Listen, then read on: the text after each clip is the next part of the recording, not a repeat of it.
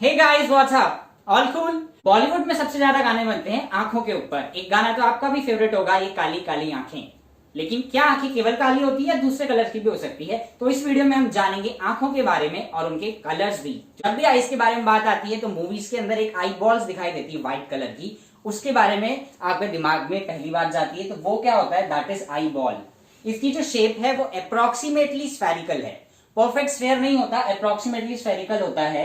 और जो डायमीटर है दैट इज 2.42 सेंटीमीटर अप्रोक्सीमेटली। तो आपको यहाँ पर काफी सारे नाम्स दिखाई दे रहे होंगे, जैसे sclera, choroid, retina, optic nerve, cornea, interior chamber. ये सारे पार्ट्स होते हैं जो आपके ह्यूमन आई के अंदर होते हैं और ये सब कंट्रीब्यूट करते हैं किसी ना किसी वे के अंदर इमेज फॉर्मेशन के अंदर। तो इसको बेसिकली बोला जाता है ह्यूमन आई एनाटॉमी।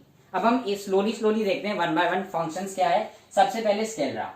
जब भी आप आइस के बारे में बात करते हैं तो सबसे पहले जो व्हाइट लेयर आपको दिखाई देती है that is sclera. You can सी, ये जो व्हाइट लेयर है ये स्केलरा है, ये आउटर मोस्ट प्रोटेक्टिव लेयर है। इसी लेयर का जो फ्रंट पोर्शन होता है वो ट्रांसपेरेंट होता है और इसको बोला जाता है कॉर्निया। इसकी ट्रांसपेरेंसी की वजह से यहाँ पर क्या होता है? रिफ्रैक्शन। और जो मैक्सिमम रिफ्रैक्शन है अराउंड 67% रिफ्रैक्शन इसी कॉर्निया के ऊपर होता है। आप यहाँ पे देख सकते हैं इसके अंदर ये ट्रांसपेरेंसी लेयर हटाकर आप कुछ सर्जरी करने की कोशिश कर रहे हैं तो ये जो ट्रांसपेरेंसी लेयर बन रही है ऊपर, यही आपके कॉर्निया है। नेक्स्ट, इन दोनों का जो जंक्शन होता है उसको बोलते हैं लिम्स। ये व्हाइट पोर्शन और जो ये आपका फ्रंट के अंदर कॉर्निया है, इन दोनों का जो जंक्शन हो रहा है ये can see in grade shade, तो यही आपका क्या है? ये है लिम्स। नेक्स्ट, आपको जब आइस के अंदर दिखाई देती है जो एक ब्लैक होल नजर आएगा और उसके आसपास में क्या होते हैं? कुछ कलर, जैसे ब्राउन। हम लोग इंडियंस की आदत है, हम लोग ज्यादातर ब्राउन कलर के ही शेड्स देखते हैं। तो ये जो ब्लैक होल होता है इसको बोला जाता है प्यूपिल। प्यूपिल is nothing, it is just absence of anything. वहां पर कुछ नहीं है, एक सिंपल होल है जिसके अंदर लाइट क्या होती है? आपकी आई के अंदर एंटर करती है। अब इसकी साइज जो है दैट इज कंट्रोलेबल। इसकी साइज बदली जा सकती है। जो बदलते हैं उनको बोलते हैं हम लोग आइरिस। तो iris controls basically the size of प्यूपिल। अब ये कैसे कंट्रोल करता है? जब बाहर बहुत ज्यादा डार्क है, यानी अमाउंट ऑफ लाइट बाहर कम है, तब आपकी आईज को लाइट की जरूरत ज्यादा पड़ेगी। तब उस केस में क्या होगा? ये जो प्यूपिल है ये एक्सटेंड हो जाएगी, यानी आइरिस प्यूपिल के साइज को बड़ा कर देगा ताकि ज्यादा अमाउंट ऑफ लाइट अंदर कर सके। लेकिन अगर बाहर लाइट की इंटेंसिटी बहुत ज्यादा है तो आपकी आइस को प्रोटेक्ट करने के लिए प्यूपिल की साइज को क्या होना पड़ेगा? छोटा होना पड़ेगा। तो आइरिस प्यूपिल की साइज को क्या कर देता है? कॉन्ट्रैक्ट कर देता है, तो प्यूपिल छोटा सा हो जाता है। अब आइरिस, ये आप देख सकते हो आइरिस कैसे कंट्रोल कर रहा है आपके प्यूपिल की साइज को। मिरर के अंदर अगर कभी आप खड़े होकर देखेंगे तो आपको नजर आएगा कैसे प्यूपिल की साइज बड़ी या छोटी हो रही है।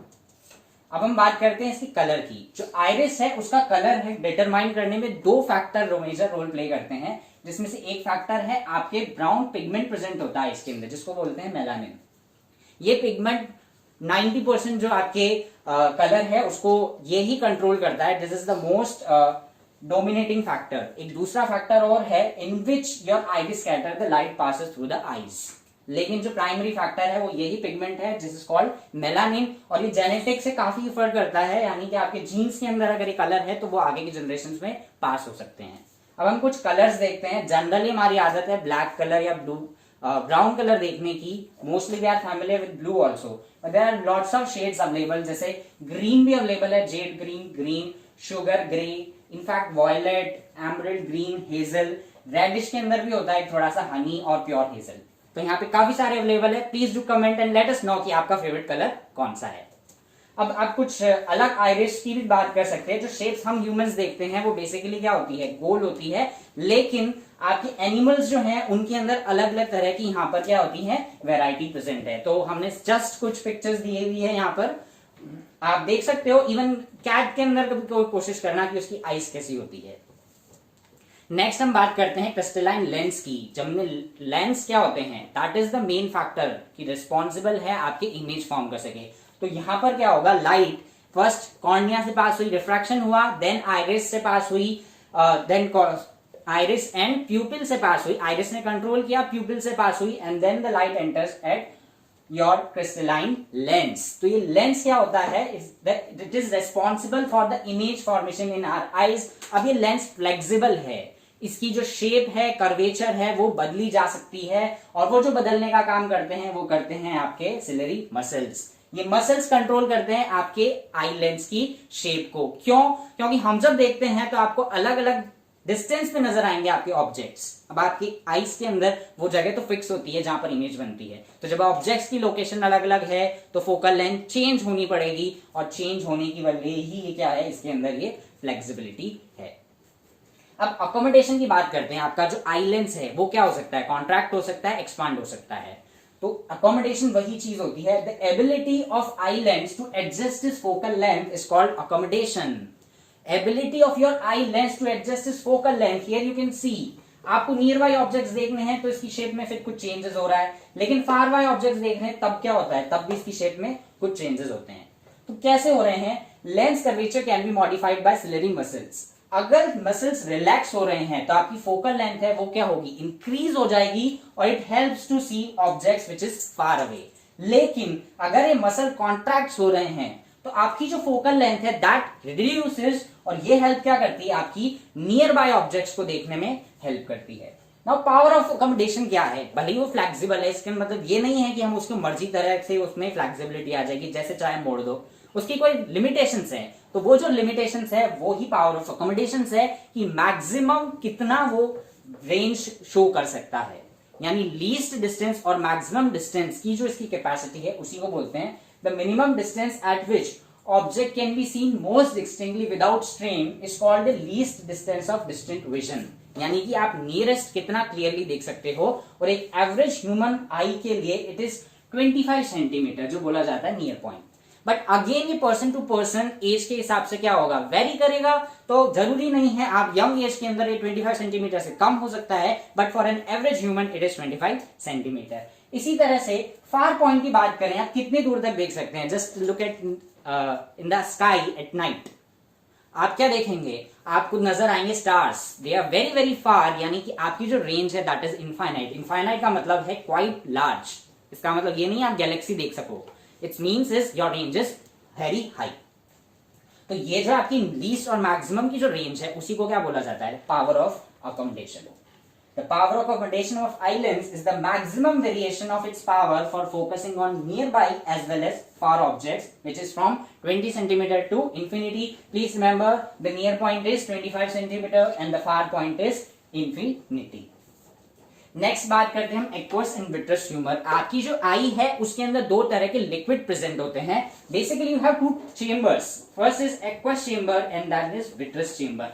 नाम याद रखने में कंफ्यूजन हो, अल्फाबेट्स याद रख लो, ए कम्स फर्स्ट तो आपकी एक्वस चेंबर पहले होगा और एक्वस ट्यूमर भी पहले होगा, वी कम्स लास्ट तो वी जो होगा बाद में आ रहा है, तो विट्रस चेंबर बाद में है, विट्रस ट्यूमर भी बाद में है। Now what is the function of aqueous tumour? Aqueous tumour जो होता है it is present between your lens, ये लेंस है, और ये जो फ्रंट पोर्शन है दैट इज कॉर्निया। तो कॉर्निया और लेंस के बीच में प्रेजेंट है एक्वस ट्यूमर। ये through out your life generate होता रहता है और क्या होता है, आई से ड्रेन होता रहता है। Its function is intraocular pressure को मेंटेन करना, आपकी आईज के अंदर जो रिक्वायर्ड प्रेशर है उसको ये मेंटेन करता है, न्यूट्रिशन प्रोवाइड करता है, और साथ में ही जितने वेस्ट हैं मटीरियल हैं उनको क्या करता है, ये रिमूव करता है। नाउ विट्रस ट्यूमर की क्या कहानी है? विट्रस ट्यूमर कहां रहेगा? विट्रस चेंबर के अंदर। ये विट्रस ट्यूमर ये प्रेजेंट कहां होता है? It is present between your lens and the retina. First is cornea और लेंस के बीच में था, अब लेंस और कहां के बीच में प्रेजेंट है? It is present in between lens and retina. Now it helps absorb shocks of the eye and keeps the retina properly at its position. Just remember वहां कोई फ्लूइड नहीं है, सिंपल स्पेस के अंदर आपने कोई चीज रखी है, it can dislocate from its space, but अगर वहां पे कंप्लीटली फिल्ड फ्लूइड है तो ये लोग डिसलोकेट नहीं हो सकता है। Next point is choroid. हमने सबसे पहले बात की थी आउटर मोस्ट लेयर थी व्हाइट कलर की, ये थी दैट इज स्क्लेरा। उसके नीचे ये you can see this shiny surface, ये जो शाइनी सरफेस है that is choroid. The function of this choroid is, ये क्या होती है, it provide nutrition to the retina through blood vessels. Blood vessels के थ्रू जो अंदर की लेयर है रेटिना उसके अंदर न्यूट्रिशन प्रोवाइड करता है, ये मिडिल लेयर है। Next is blind spot. Blind spot, जब आप ड्राइव करते हो कार, अगर आपको पता है तो कार ड्राइविंग के अंदर क्या होता है, जब हम टर्न लेते हैं तो एक ऐसा पॉइंट आता है जहां पर दिखाई नहीं देता है, और उसी पॉइंट के वजह से आपके मैक्सिमम एक्सीडेंट्स होते हैं। तो ब्लाइंड स्पॉट का मतलब है जहां कुछ ना दिखाई दे। तो ह्यूमन आई के अंदर बेसिकली आपकी यहां पर एक स्पॉट होता है जिसको बोलते हैं हम लोग ब्लाइंड स्पॉट। उस स्पॉट पे क्या होता है, जैसे ही लाइट उसके ऊपर गिरेगी वो लाइट वहां खत्म हो जाती है, उसे कोई इमेज नहीं मिलती है, इस वजह से उसको बोला जाता है ब्लाइंड स्पॉट। और इस पॉइंट पर क्या होती है, आपकी जो ऑप्टिक नर्व्स दिखाई दे रही हैं ये एग्जिट करती है, तो यहां होगा कहीं ब्लाइंड स्पॉट। रेटिना की हम बात करते हैं। रेटिना इज दैट लोकेशन जहां पर आपकी इमेज फॉर्मेशन होती है। Remember, first layer is sclera, second is choroid, third is retina. Retina पर जो है आपकी इमेज फॉर्मेशन हो रही है। नाउ बच्चों को जो सबसे ज्यादा कंफ्यूजन होता है that is between cornea and retina, कौन सी चीज कहां है। कॉर्निया नाम में आ रहा है C, cornea starts with C, retina starts with R. कौन सा पहले आ रहा है, कॉर्निया में सी पहले आ रहा है, तो सी अल्फाबेट फर्स्ट आने की वजह से कॉर्निया यहां पर होगा और आर बाद में आता है, तो रेटिना कहां होगा, पीछे। अब इस रेटिना पर लाइट सेंसिटिव रॉड्स और कलर सेंसिटिव कॉन्स प्रेजेंट होते हैं, यानी जैसे ही लाइट उस पर गिरेगी तो लाइट को तो इंटरसेप्ट करेंगे आपके लाइट सेंसिटिव रॉड्स, और जो कलर को इंटरसेप्ट करेंगे that is colour sensitive cons.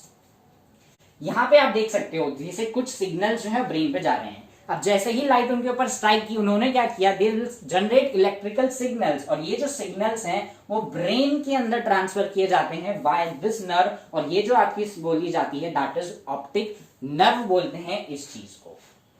अब हम बात करते हैं आई डोनेशन के बारे में। A beautiful eye which makes us you see beautiful world, किसी और को भी आप क्या कर सकते हो, ब्यूटीफुल वर्ल्ड देखने में हेल्प कर सकते हो। Now who can donate their eyes, all the person of all age group. अगर उनकी आई हेल्थी है they can donate their eyes irrespective of their normal disease which is non communicable. जैसे किसी को डायबिटीज है, ब्लड प्रेशर है, asthma है, ऐसी डिजीज सफर कर रहे हो, तब भी आप क्या कर सकते हो, आई को डोनेट कर सकते हो। लेकिन दोस्त who are suffering from communicable diseases जैसे कि एड्स, हेपेटाइटिस बी, कोलेरा, आपके ब्लड कैंसर, ल्यूकेमिया जिसको कहते हैं जनरली, वो ये आईज डोनेट नहीं कर सकते हैं। Rest everyone can donate their eye, be it 6 year old, 6 month old, even 90 years, 20 years. If your eyes are healthy, you can donate it. और ये एक ऐसा ऑर्गन है जो अनलाइक योर हार्ट आपकी डेथ के बाद में निकाला जाता है। इसको लेकर कई मिसकंसेप्शन है लोगों के दिमाग के अंदर कि अगर हम आई निकालेंगे तो कैसा फेस हो जाएगा। यू आर ऑलरेडी डेड, आपके फेस पे अगर कोई स्कार आ भी जाता है तो उससे कोई फर्क नहीं पड़ता, लेकिन ऐसा कुछ होता ही नहीं है। आपकी बॉडी में कोई डिसफिगरमेंट नहीं होता है जब लोगों को प्रॉब्लम होती है। All you have to do is for eye donation is to create awareness. एक फॉर्म भरवाते हैं that is for creating awareness. आप अपने फ्रेंड्स को बोलिए, फैमिली को बोलिए कि मेरे को अगर कुछ हो जाता है तो क्या करना है, प्लीज डोनेट माई आईज, क्योंकि वो आपके साथ जल जाएगी, आप उसको दफना देंगे, लेकिन अगर वो किसी को ट्रांसप्लांट की जा सकती है तो वो उसको नई जिंदगी दे सकता है ना। आई डोनेशन के लिए क्या करते हैं, it takes only 4 to 6 hours के अंदर आपको निकालना पड़ेगा, and it takes only 10 to 15 minutes। कुछ नहीं है, डॉक्टर आते हैं, प्रॉपर कंडीशंस में आईज को निकाल कर ले जाते हैं। Now the most important thing is, जो हमारे पास में आई के अंदर चीज यूज होती है दैट इज कॉर्निया। जो फ्रंट लेयर है आपकी ट्रांसपेरेंट लेयर, कॉर्निया का ही ट्रांसप्लांट होता है। अगर रेटिना या कोरोइड में कोई प्रॉब्लम हुई तो वो ट्रांसप्लांट नहीं होती है चीजें एट प्रेजेंट, तो आपकी कॉर्निया के ट्रांसप्लांट की वजह से इसको कॉर्नियल ट्रांसप्लांट भी बोलते हैं। तो 1 pair of eye can give vision of 2 corneal blind people को आप क्या कर सकते हैं, विजन दे सकते हैं। So please donate your eyes and save the life of others. Thank you very much. I hope आपको ह्यूमन आई की जो स्ट्रक्चर है और जो हमने बातें की सारी समझ में आएंगे। In the next video we will talk about some defects of human eyes. Thank you.